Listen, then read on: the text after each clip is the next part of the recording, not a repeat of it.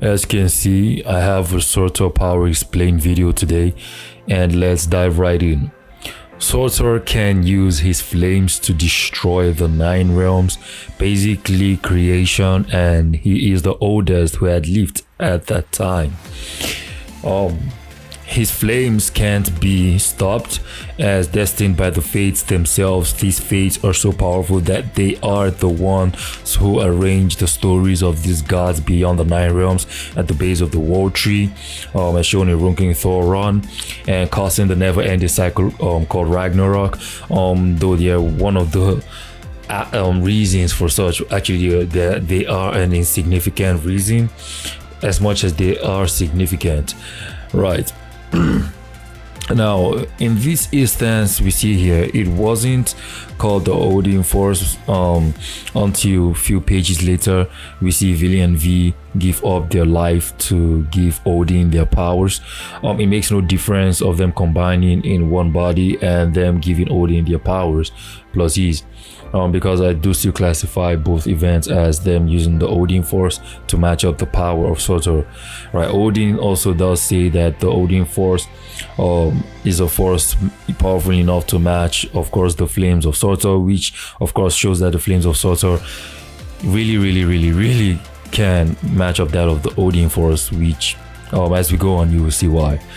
Surtur destroyed a galaxy just to forge his blade with its heat. Is not really just a normal galaxy. In fact, nothing in Marvel is normal at this point, which is true for the most part. This galaxy is a special galaxy. Actually, the galaxy was home to Beta Ray Bill, and that's when we like get the debut of like Beta Ray Bill. Like, is he Journey into Mystery issues 395 or so, was it 370 something? I can't remember per se, but I do know it's within that 370 something to 390 something range, right? Most likely 370 something. And this is, anyways, you get a brief up of that in my beta review video. So yeah, Surtur can destroy the Rainbow Bridge. Let it be known that this bridge has enough force and power to cross the 9 realms and all the transfinite planes of reality within eternity, within mere moments, right?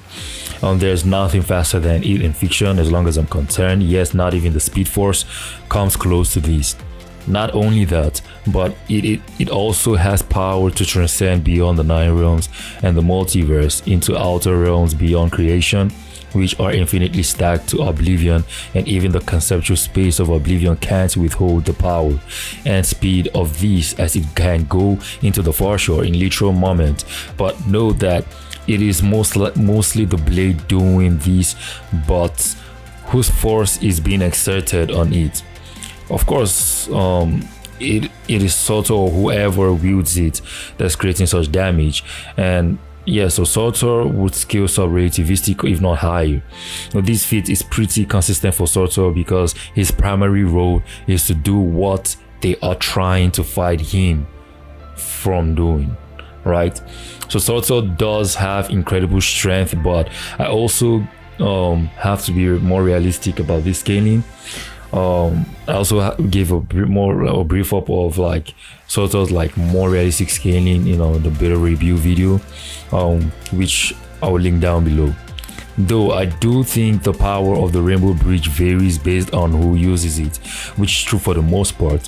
When Heimdall and Sif with the all-seeing abilities used it, the maximum they can use it is around the multiverse and beyond it across the 9 realms.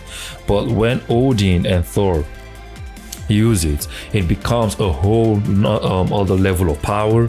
When Odin commanded it, he sent it to the far shore, meaning it is more of a feat from Odin.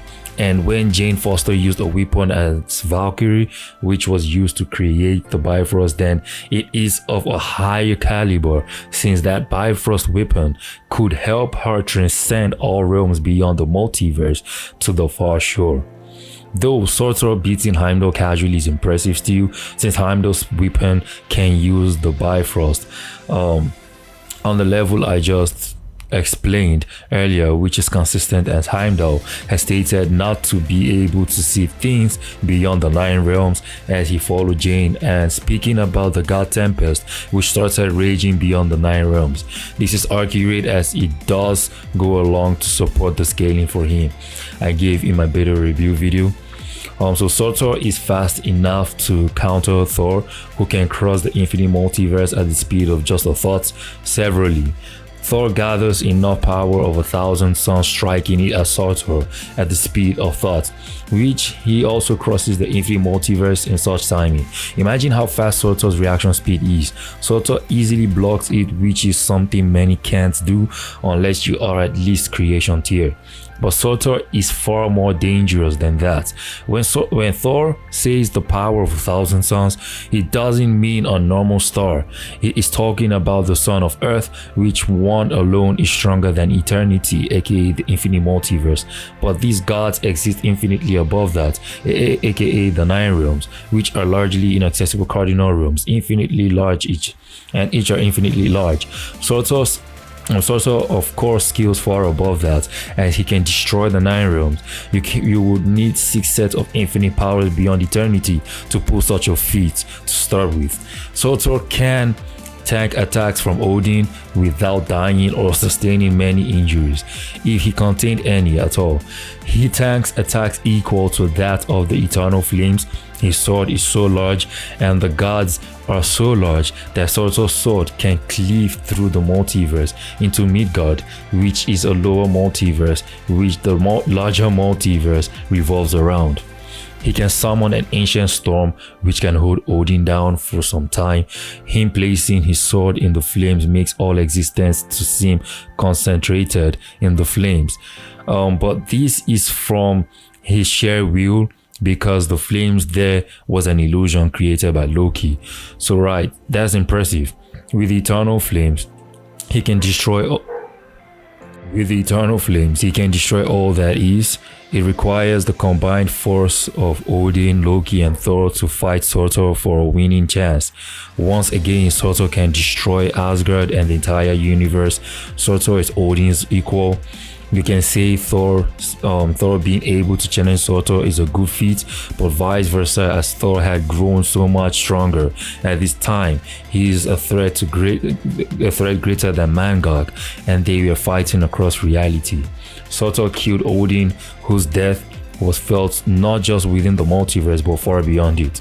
Surtur can forge a cosmic weapon within the mode of Mjolnir and weaken it. That is very impressive, right? I mean, the same mode of Mjolnir recently was able to destroy and get rid of the god Tempest. So let's not even go there. That is really impressive of Surtur. Surtur can forge Mjolnir again for Rune King Thor. Not just any Thor, but for Rune King Thor, which is an insane feat, to be honest. That's something so insanely strong, I don't want to elaborate on that. He can combat a much stronger Thor and Odin. The more Surtur feeds, then the more he grows, and the more he grows, then the more he consumes, and that means creation is not safe. His twilight can slice through space and time.